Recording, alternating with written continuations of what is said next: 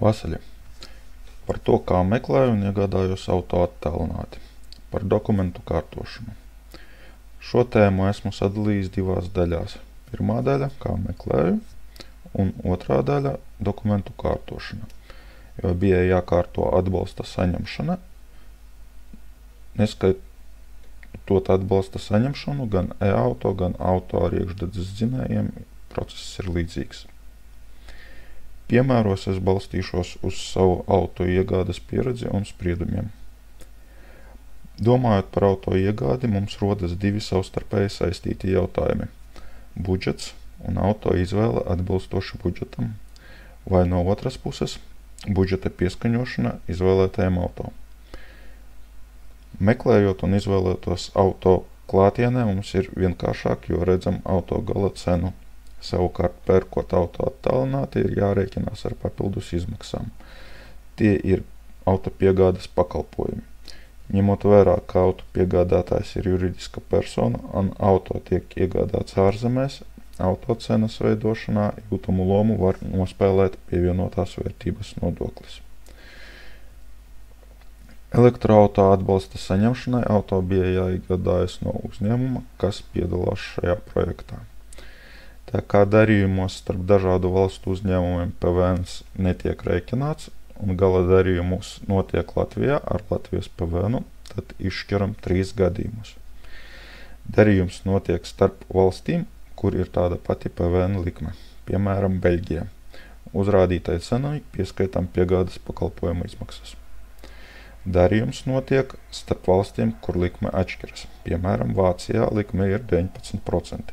Tad atņemam vācu PVN un pieskaitam Latvijas PVN, plus piegādes pakalpojuma izmaksas. Ja auto piegādes uzņēmums auto iegādājas no privāta personas, tad, pārdodot auto Latvijā, uzņēmuma auto cenai būs jāpierēķina PVN, plus piegādes izmaksas. Tāpēc, pētot interneta vietnes un ieraugot interesantu piedāvājumu, ir uzmanīgi jāapskatās, uz kādiem noteikumiem un kas auto pārdot. Ja redzam, ka auto tirgo privāta persona vai pie uzņēmuma cenas nav atzīmes, ka PVN ir iekļauts, ir jārēķinās pie cenas ar PVN. Otrajā gadījumā var būt arī cilvēciska kļūda, netika izdarīta atzīme par PVN. Manā gadījumā bija atbalsta nauda un autopiegādes uzņēmums man sarakstīja visas izmaksas. Izejot no tā, es arī izskaitļoju savu pieļaujamo budžetu un aprēķināju, kāda jābūt auto tīrai cenai bez PVN un pakalpojumiem. Var arī izrēķināt atbilstošu valsts cenu ar PVN un to izmantot meklēšanas kritērijos. Autopiegādes un dokumentu noformēšanas nosacījumi katram autopiegādes uzņēmumam var atšķirties. Līdz ar to vienkāršākais veids – paņemt konkrētu sludinājumu ar izvēlēto auto un palūgt saskaitīt izmaksas. Nākošais moments – auto izvēle. Elektroauto parādījies piedāvājumā salīdzinoši nesena. Var uzskatīt, kā aptuveni 10 gadus atpakaļ. Un pašā sākumā tie auto bija tādi kā nepilnīgi. Elektroauto uzbūve bija dažādām nepilnībām, piemēram, niecīgs nobraucamais ātrums vai konstrukcijas nepilnības auto svarīgākās sastāvdaļas baterijas siltuma stāvokļa kontrolē. Ir jāizdomā, kādām vajadzībām auto tiks lietots. Piemēram, braucieniem tikai uz darbu un atpakaļ, veikala apmeklējums, garie braucieni virs 200 km, cik bieži attālums vai ir pieņemami, ja garākā braucienā nāksies veikt auto uzlādi. Atkarībā no auto ekonomiskuma pie viena un tā paša baterijas apjoma var būt arī dažāda vajadzība pēc uzlādes. Cik ilga ātrās uzlādes gaidīšana apmierina? Ātrā uzlāde pie vienāda baterijas apjoma, ja auto atbalsta 100 kW uzlādi, būs nosacīti 2 reizes ātrāk nekā auto ar atbalstu tikai 50 kW uzlādei. Jāņem vērā arī uzlādes ātruma līkne. Baterijas saudzēšanai pēdējie 20% var aizņemt tikpat daudz laika, cik uzlāde no 5 līdz 80%. Tāpēc garākos braucienos lādē tikai līdz 70–80%. Jārēķinās arī ar autobaterijas degradācijas līmeni. Degradācija – baterijas uzņemamās enerģijas apjoma zaudēšana. Orientējoši var rēķināties ar aptuveni 10% uz katriem 100 000 km. Un jāņem vērā, ka sākumā baterija degradējas vairāk nekā jau kādam vairākus gadus braukušam auto. Tāpat arī daudz ko nosaka arī iepriekšējā īpašnieka uzlādes ieradumi. Ātrā uzlāde, cik daudz, cik bieži. Diemžēl pagaidām vairumam sludinājumu klāt netiek pievienots ziņojums par baterijas stāvokli. State of health, bet, ja tāds ir un no kāda neatkarīga vērtētāja, tas ir pluss. Apskatīsim konkrētu manu piemēru. Ikdienā ar auto tiek veikts aptuveni 50 km. Ir dienas, kad sanāk nobraukt arī 150 km. Pāris reizes mēnesī ir braucieni ar attālumu ap 130 km uz vienu galu, un braucieni ar attālumu ap 250 km uz vienu galu. Šos garos braucienus veicu vienā piegājienā, bez apstāšanās. Ja braucieni ir garāki par 250 km, tad aptuveni reizi 250-300 km taisām atpūtu. Plānots, ka tā būs nosacīta pirmā galvenā mašīna ģimenē. Lai atrastu sev piemērotāko auto, var izmantot vietnes, kur tiek apkopota svarīgā informācija par elektroauto. evdatabase.org un evkx.net. Es labprāt izmantoju pirmo, man tas ir ērtāks. Kad esam sapratuši, ko gribam nopirkt un kāds ir budžets, ķeramies klāt meklējumiem. Nosacīti var vietnes, kur meklēsim savu nākošo auto, iedalīt sludinājumu vietnēs, izsoļu vietnēs un autoplaču vietnēs. Visas video apskatīto vietņu adreses atradīsies zem video aprakstā. No populārajām sludinājumu vietnēm daudziem zināmas ir Mobile.d un Autoscout 24D. Piegādes uzņēmums varēs ieteikt arī citas vietnes. Man tika ieteikta vietne Autotrack.nl. Nosacīti pie sludinājumu vietnēm var arī ieteikt agregātoru Gaspedal.nl, kas apkopo piedāvājumus no daudziem saitiem. Ir vērts arī pavērot kaimiņu valstu sludinājumu vietnes, piemēram, Autoplus LT. Kam jāpievērš uzmanība? Vai pārdevējs ir privātpersona, vai uzņēmums, vai ir atzīme, ka PVN ir iekļauts cenā. Uz to norāda mazais viennieks pie cenas. Tālāk skatāmies piedāvājumu, skatāmies pārdevēja novērtējumu, ja tas mūs apmierina, sūtam saiti autopiegādes uzņēmumu.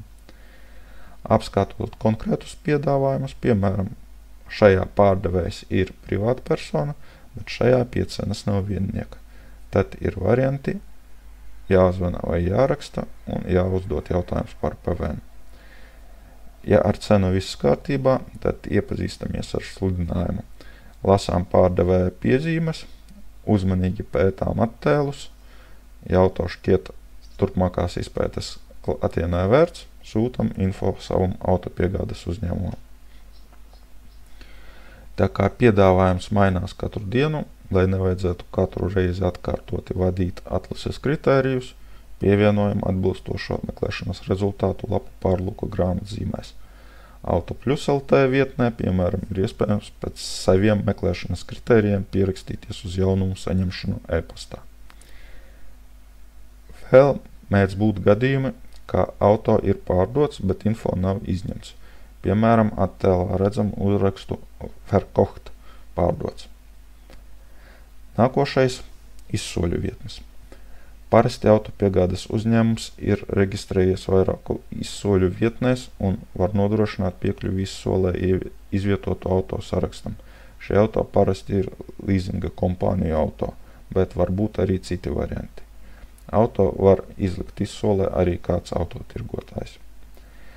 Mans autopiegādātājs ieteica vairākas vietnes, no kurām man ērti bija pētīt un piedalīties solīšanā divās vietnēs – OpenLane.eu un eCarStraight.com.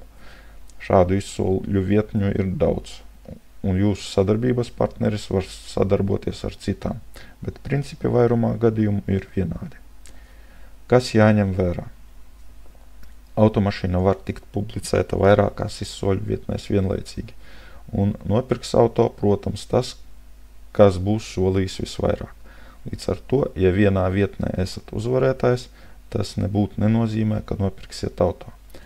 Citā vietnē var būt piedāvāta lielāka cena, vai arī pārdevējs var negribēt pārdot auto par nosolītu uzvarētāja summu.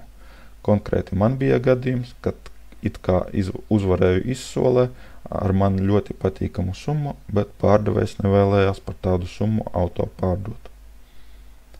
Vairumā izsoļu ir 3 dalības varianti. Pirkt tagad, piedalīties izsolē, redzam augstāko solīto skaitli, vai arī variants nosaukt savu summu. Vai pārdot vai ne, pārdevējs var domāt vairākas dienas, bet parasti atbilde ir pāris stundu laikā. Katrai izsoļu vietnē ir komisijas maksas. Maksā pircējs, kā arī izsoles vērtība var tikt norādītas gan ar, gan bez PVN.